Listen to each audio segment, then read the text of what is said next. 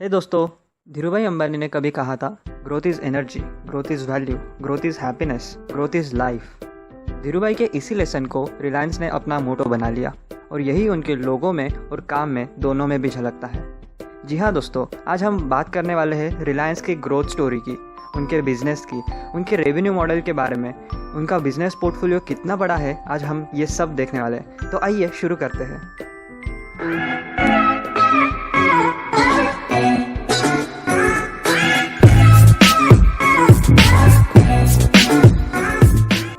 जैसा कि आप सभी जानते हैं कि रिलायंस इंडस्ट्री की शुरुआत धीरूभाई अंबानी ने की थी, बट इस काम में वो अकेले नहीं थे। एक स्कूल टीचर के लड़के होकर भी धीरूभाई का बचपन से ही पढ़ाई लिखाई में मन नहीं लगता था, बट उनमें लीडरशिप स्किल्स थी। 15 साल के उम्र में ही धीरूभाई ने जूनागढ़ के नवाब के रैली बैन को तोड़कर भारत का झंडा लहराया था और इंडिया के आज़ाद होने का सेलिब्रेशन किया था। तब दिए हुए उनके स्पीच ने बहुत लोगों को इंस्पायर किया था। यही उनके लीडरशिप स्किल के बारे में बताता है। बाद में जाके काम ढूंढने के चक्कर में उन्हें येमेन जाना पड़ा और येमेन में वो अकेले नहीं गए थे। वहाँ उनके साथ उनके कजिन चंबकलाल दमानी के साथ रहते थे। वहाँ उन्होंने पेट्रोल पंप अटेंडेंट, क्लर्क वगैरह के काम करके इंपोर्ट एक्सपोर्ट के ट्रेडिंग के बारे में सीखा और साथ ही साथ उन्होंने कई बिजनेस एक्टिविटीज़ का नॉलेज भी लिया। 1957 में इंडिया में वापस आकर उन्होंने इसी कजिन के साथ इंपोर्ट एक्सपोर्ट का बिजनेस चालू किया।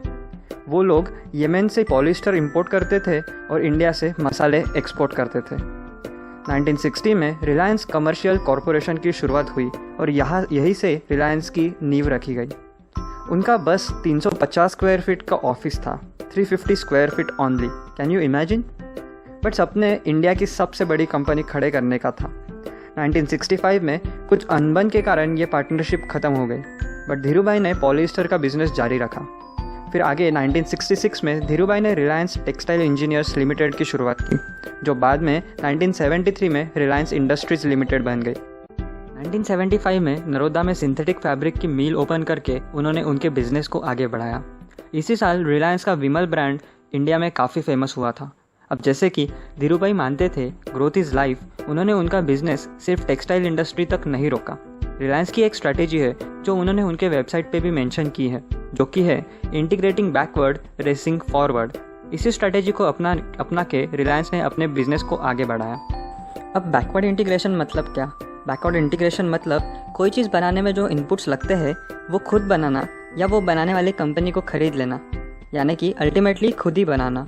जैसे कि आसान भाषा में बताए तो फॉर एन एग्जाम्पल, मानो आपको एक कप कॉफ़ी बनानी है, उसे बनाने के लिए लगने वाला सभी इनपुट्स को खुद ही प्रोड्यूस करना, उसे बोलते हैं बैकवर्ड इंटीग्रेशन। इसी स्ट्रैटेजी को अपनाते हुए रिलायंस ने अपना बिजनेस ग्रो किया। अब देखिए, फैब्रिक बनाने के लिए लगने वाला पॉलिस्टर फिलामेंट यार्न, फिर उसको लगने वाला पॉलिस्टर यानी कि एक पेट्रोकेमिकल, ये पेट्रोकेमिकल को बनाने के लिए लगने वाला ऑयल, एंड ये क्रूड ऑयल मिलता है ऑयल फील्ड से।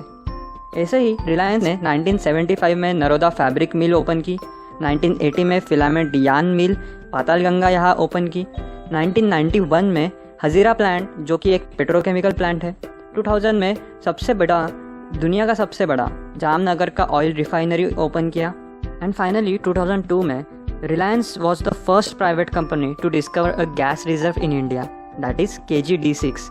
KG-D6 मतलब कृष्णा गोदावरी धीरूभाई 6। ये इंडिया का सबसे बड़ा गैस रिजर्व है। और इसी के साथ रिलायंस ने अपना बैकवर्ड इंटीग्रेशन स्ट्रैटेजी ख़त्म कर लिया था, यानी कि क्रूड ऑयल से लेके टेक्सटाइल इंडस्ट्री तक का सभी बिजनेस अब रिलायंस खुद ही करता था।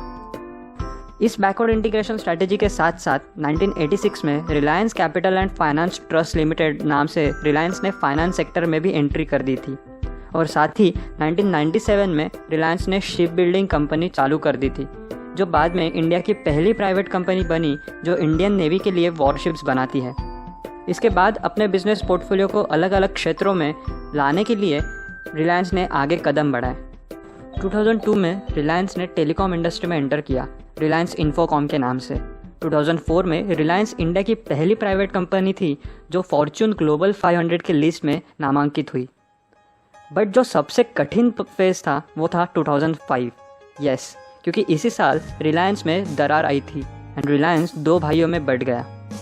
तब मुकेश अंबानी के खाते में आया रिलायंस का core energy business and Anil Ambani के खाते में आया telecom industry, financial services and defence, जिसको पावर आर्म्स के नाम से भी जानते हैं। ये होने के बाद भी रिलायंस इंडस्ट्रीज़ लिमिटेड, जो कि मुकेश अंबानी की कंपनी है, उन्होंने 2006 में रिटेल मार्केट में अपना कदम रखा। 2010 में ब्रॉडबैंड सर्विसेज में रिलायंस ने एक जॉइंट वेंचर चालू किया।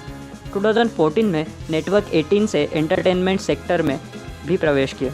2015 में जियो को लॉन्च करके मोटा भाई ने टेलीकॉम इंडस्ट्री में तहलका मचा दिया, जो आप सब जानते हैं। आज रिलायंस इंडस्ट्रीज़ लिमिटेड इतना बड़ा बन चुका है कि उनके 300 से ज़्यादा सब्सिडियरीज़ है, जिनमें कई बड़े ब्रांड्स हैं, जैसे कि हैथवे, नेटवर्क 18, मनी कंट्रोल, जियो सावन, रिलायंस फ्रेशमार्ट, एजियो वगैरह वगैरह। जबकि अब हम रिलायंस की हिस्ट्री एंड डाइवर्सिफाइड बिजनेस के बारे में जान चुके हैं, तो आइए अब हम जानते हैं उनका सबसे ज़्यादा रेवेन्यू कौन से सेक्टर से आता है। इस पाई चार्ट में आप देख सकते हो रिलायंस की सबसे ज़्यादा अर्निंग आती है पेट्रोकेमिकल सेक्टर से। ये फाइनेंशियल ईयर 1920 के थर्ड क्वार्टर का डेटा है। पेट्रोकेमिकल सेक्टर में रिलायंस सिर्फ वही पेट्रोकेमिकल प्रोड्यूस करता है जहां हाई मार्जिन्स है, यानी कि high demand and high margins. यही पेट्रोकेमिकल इस सेक्टर को आगे बढ़ाता है, जैसे कि polyester, polymer, elastomers, aromatics. Reliance अपने पेट्रोकेमिकल से बहुत इंडस्ट्रीज़ को सर्व करता है, जैसे कि packaging, automobile, agriculture, housing etcetera etcetera. अपने एसेट्स, अपनी मशीनरीज़ का पूरा यूटिलाइजेशन, सुपीरियर टेक्नोलॉजीज़, इन्वेंट्री पर टाइट कंट्रोल, इन सब के कारण रिलायंस अपने मार्जिन्स को कंसिस्टेंटली हाई रखता है, और इसी कारण पेट्रोकेमिकल में रिलायंस मोनोपोली बन चुका है इंडिया में। अगर हम आगे रिफाइनरी सेक्टर की बात करें, तो आगे रिफाइनरी सेक्टर में उसकी अर्निंग जीआरएम पे डिपेंड करती है। अब जीआरएम है क्या? जीआरएम मतलब ग्रॉस रिफाइनरी मार्जिन। अब ये ग्रॉस रिफाइनरी मार्जिन होता क्या है? जीआरएम मतलब फाइनल प्रोडक्ट का प्राइस और क्रूड ऑयल के प्राइस का डिफरेंस।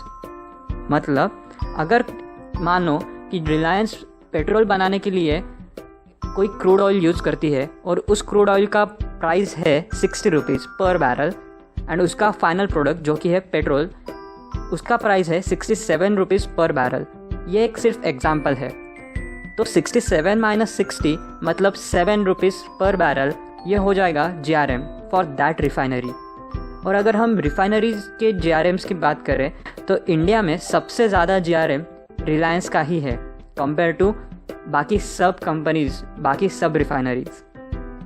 क्योंकि रिलायंस की जामनगर वाली रिफाइनरी हाईटेक और कॉम्प्लेक्स है, सो इस रिफाइनरी में कोई भी सस्ता क्रूड ऑयल जो रिफाइन करने में मुश्किल जाता है, वो भी आसानी से रिफाइन हो सकता है। इस कॉम्पिटिटिव एडवांटेज के कारण रिलायंस सस्ते में क्रूड ऑयल लेता है एंड उसको रिफाइन कर सकता है।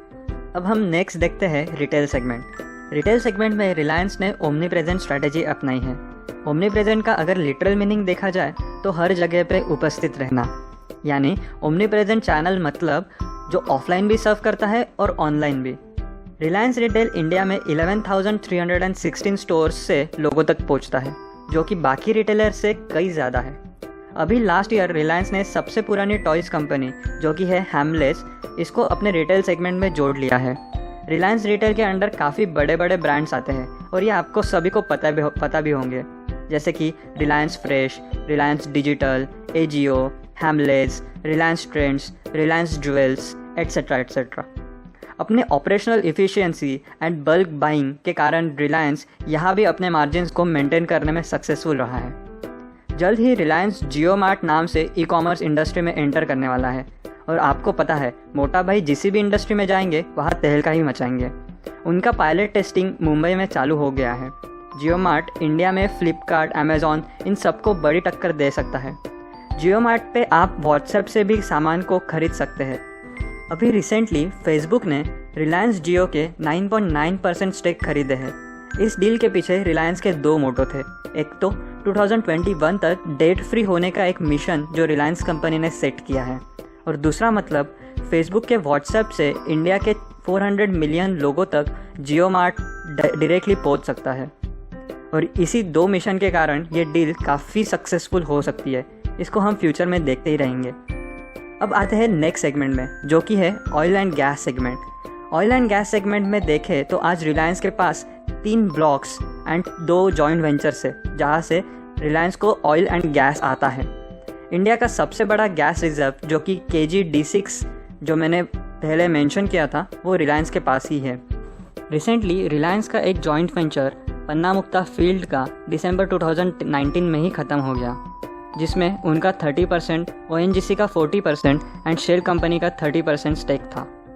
रिलायंस ने हाल ही में दुनिया के सबसे प्रॉफिटेबल कंपनी जो कि है सऊदी अरामको के साथ उन्होंने एक ऑयल टू केमिकल बिजनेस के 20% स्टेक्स की डील की है। 31 मार्च 2020 तक ये डील का क्लोजर होना एक्सपेक्टेड था। अब जैसे कि आपने देखा होगा, क्रूड ऑयल के प्राइसेस कम होने के बावजूद भी रिलायंस का शेयर नीचे जा रहा था। उसका ये रीज़न था कि इन्वेस्टर्स के मन में डाउट आ गया कि क्रूड ऑयल के प्राइसेस गिरने से सबसे ज़्यादा अफेक्ट करेगा सऊदी अरामको के बिज़नेस को, एंड इसलिए शायद वो रिलायंस में अपना उतना पैसा ना लगा पाए। इस डर के कारण रिलायंस के स्टॉक नीचे जा रहे थे।